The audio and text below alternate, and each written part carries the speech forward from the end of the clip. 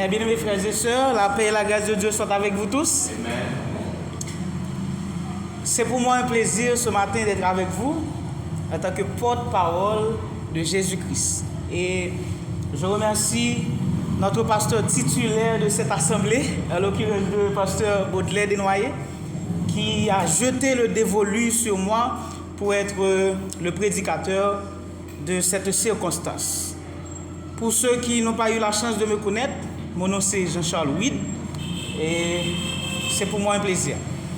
Alors nous allons lire pour vous un texte que nous trouvons dans le livre de Jacques chapitre 4, le verset 7, un seul verset. Et vous pouvez rester à votre place pendant que vous ouvrez votre Bible pour lire ensemble avec moi cette portion de lecture, Jacques chapitre 4, le verset 7. Soumettez-vous donc à Dieu, résistez au diable et il fuira loin de vous. C'est la parole du Seigneur, merci. Ce matin, je vais vous entretenir sur un thème.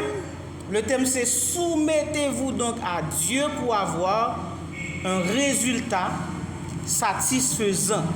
Soumettez-vous donc à Dieu pour avoir un résultat satisfaisant.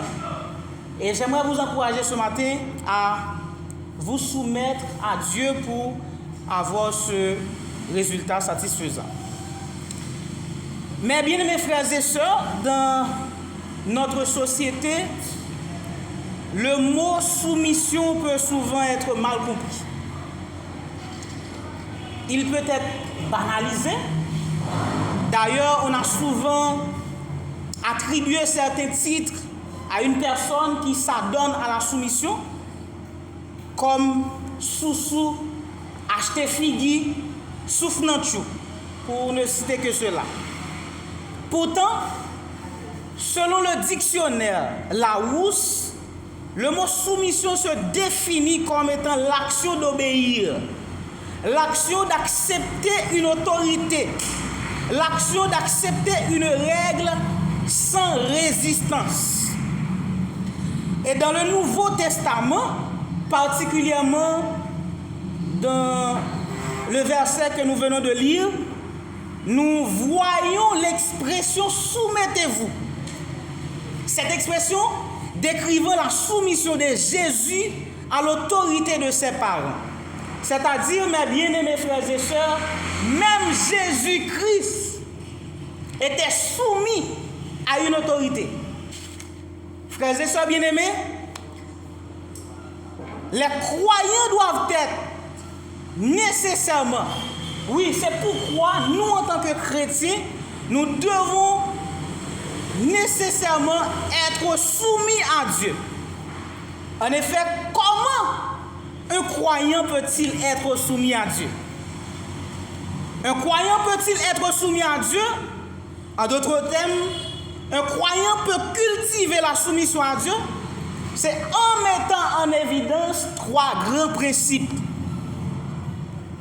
Le premier principe, c'est obéir à sa parole et de demeurer dans sa parole.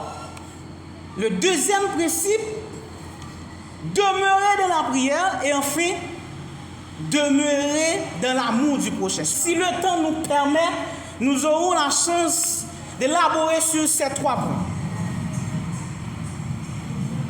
Obéir à sa parole. Ce premier principe, mes bien-aimés frères et sœurs, vise à faire exactement ce que Dieu nous demande de faire. À travers sa parole, car l'obéissance est la clé de notre relation avec Dieu. Et si nous regardons dans Jean chapitre 14, verset 23, ce que Jésus a dit à un de ses disciples, qui lui questionnait, Jean chapitre 14, verset 23,